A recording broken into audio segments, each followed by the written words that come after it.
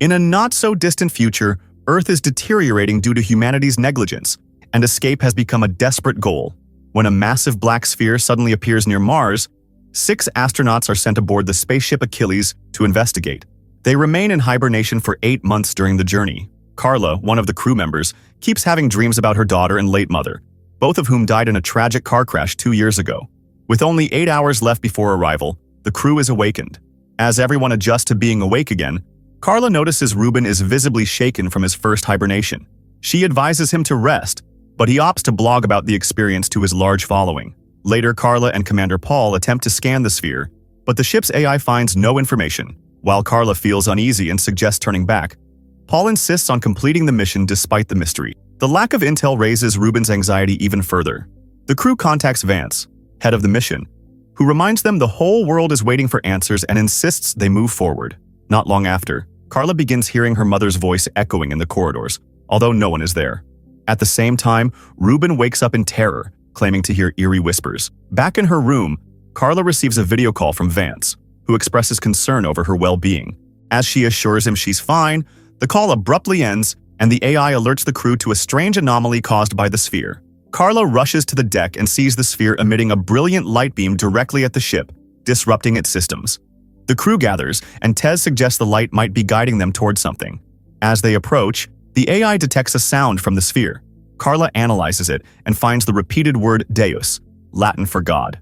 Ruben freaks out, convinced the light is Judgment Day, and storms off in fear. Carla urges the crew to hold off advancing until communications are restored, but Paul refuses and decides to press on. Later, the crew finds Ruben crying in a hallway, panicked and convinced that the voices confirmed the light is divine punishment. He begs them to cancel the mission. The crew then discusses the situation. Ulf argues they should see it through, joking that if it's just aliens messing with them, they could blow it up. Paul sees this through the ship's cameras and sternly warns Ulf never to joke about destruction again. As the ship nears the mysterious sphere, both Carla and Ruben start hearing the voices again. Ulf takes Carla to her room, where she admits she's been dealing with headaches since the accident, though she doesn't mention the voices. Their conversation is cut short when Tez reports that Ruben has gone missing. Despite Ulf's concern for her health, Carla insists on helping with the search. The crew splits up, and Tez heads to the cargo bay, where she discovers Ruben performing a bizarre ritual, surrounded by lights. His body is being carved with religious symbols. Tez screams in horror upon seeing Ruben, prompting Carla and Ulf to rush to her. But by the time they arrive, it's too late. Tez lies dead, her insides spilled out. Ruben sees Carla watching and grabs her, threatening to kill her too. When Ulf shows up, Ruben, clearly unhinged, rants that humanity is doomed and that landing on the sphere will trigger divine punishment. He accuses Paul of hiding something and urges them to take control of the ship. Before Ruben can do anything else, Paul appears behind him and shoots him dead without hesitation. Paul coldly instructs Ulf to prepare 2 body bags, showing no emotion about the deaths. Carla, disturbed, follows him into the elevator, clutching Ruben's bloodied knife. She questions whether Paul knows more than he's letting on, but he gets defensive and angry, accusing her of wanting to abandon the mission. Once they reach her room, Carla loses her patience and confronts him about his cold attitude, but Paul walks away without a word. Instead of body bags, Ulf decides to place Tez and Ruben's bodies in hibernation pods. With just 3 hours left until contact, the crew separates from the main frame of Achilles and transfers to a smaller vessel to better navigate the sphere. Carla spots a strange structure on its surface but can't identify it. After landing, the ship's communications suddenly come back online, and they receive a call from Vance. Vance reveals that 10,000 unknown structures, like the one Carla saw, have appeared on Earth. Though they're not attacking, their presence is alarming, and Vance believes the sphere is connected. He urges the crew to uncover the truth quickly. Paul assigns Carla and Ulf to explore the surface, but Sean argues they'll need someone with scientific expertise and offers to join them. Carla, Ulf, and Sean gear up and exit the ship while Paul monitors them via camera.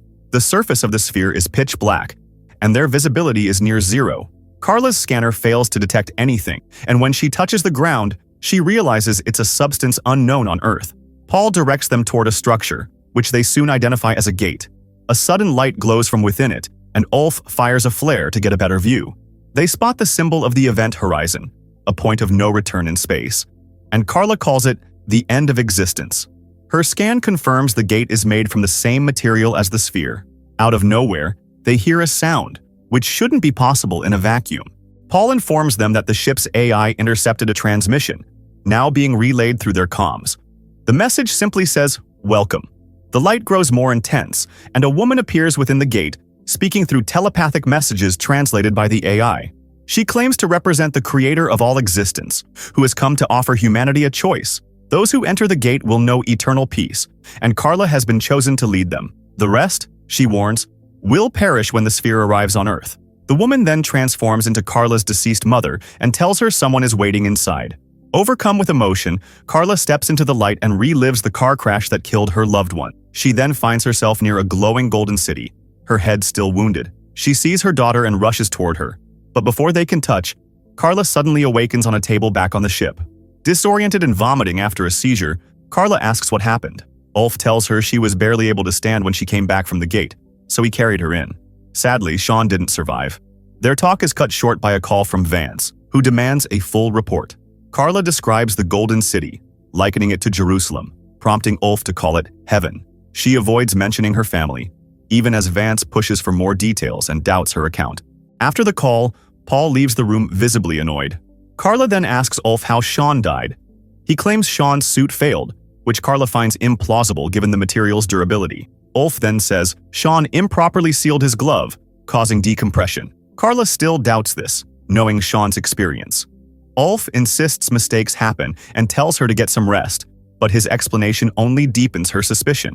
Carla wants to return to the sphere, but Ulf tells her the ship is already pulling away. He follows her, and when they reach a blind spot with no cameras, he asks what she truly saw inside the gate. Carla opens up about seeing her family and admits she doesn't trust Paul or Vance, suspecting they're hiding the full truth. Later, Ulf heads back to the deck where Paul questions him about the private conversation. Ulf lies, saying Carla didn't reveal anything important. Paul doesn't buy it and warns Ulf to stick to the chain of command. Once the ship exits the sphere's orbit, the AI announces that hibernation will begin in an hour. Carla retrieves Ruben's knife and inspects Sean's suit in the pod, looking for signs of foul play. Then she breaks into Paul's room using the knife. Paul watches her on the ship's surveillance and sends Ulf to intercept her. While searching Paul's room, Carla finds a gun and confidential files. When Ulf shows up, she holds him at gunpoint. From the files, she learns he used to be a top-tier elite corps soldier. Ulf claims he left that life behind and swears he knows nothing about the sphere. Carla forces Ulf back to the main deck and turns the gun on Paul. He accuses her of mutiny and warns the penalty is death.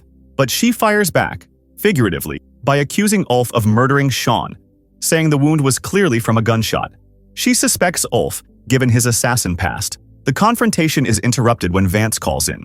He insists he's not the enemy, and reveals his scientists believe Carla actually saw heaven. He then shows footage of people on Earth flooding the streets, terrified and desperate, after seeing the sphere broadcast. The distraction gives Paul enough time to lunge at Carla. They fight violently, and though she's injured, Carla shoots him in the chest, killing him. She notices a wound on her own abdomen and begins to bleed. After the call ends, she confronts Ulf again with the gun.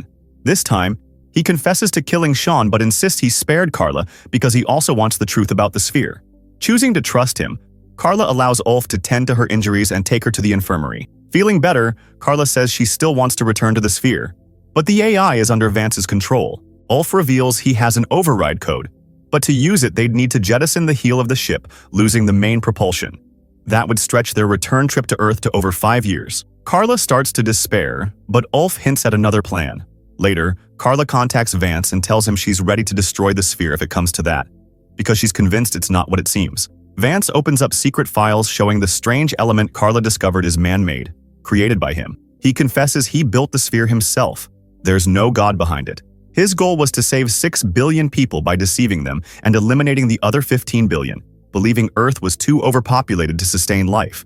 The gates that appeared worldwide weren't paths to salvation. They were death traps. People thought they were entering paradise, but they were walking into their own extinction. Carla, confused about how she saw her family, demands answers. Vance confesses that after her accident, one he orchestrated, he implanted a chip in her brain. Every vision, every emotion was part of his long-term plan to mold her for this mission. Shattered, Carla calls him a monster and recalls a story her mother used to tell about giving everyone a fair chance at life. Just then, Ulf contacts her with news. He's gained control of the Achilles core. Realizing what they're up to, Vance panics and triggers the ship's self-destruct countdown. The AI begins the detonation sequence, giving them just 3 minutes. Carla ends the call by destroying the hologram projector and contacts Ulf, who gives her the separation code to detach the main ship from the cargo section. He's trapped in a slow-moving elevator and tells Carla to leave without him. She resists, but as explosions begin ripping through the Achilles, she's forced to detach the ship and watches in horror as the massive vessel is torn apart, believing Ulf didn't make it. Just when she thinks she's lost him, Ulf surprises her with a call. He escaped at the last moment. They reunite with a drink and a shared sigh of relief. But now that half the Achilles is gone, the only way to destroy the core is by doing it manually. Carla agrees, and they prepare to return to the sphere together. When they land, Ulf locks Carla out and insists she return to Earth alone to spread the truth. She pleads, but he's made up his mind. They exchange a final goodbye before Carla launches the ship. From a safe distance, she watches as Ulf sacrifices himself to blow up the sphere. Now alone, Carla begins the long 7-year journey back to Earth, carrying the truth with her.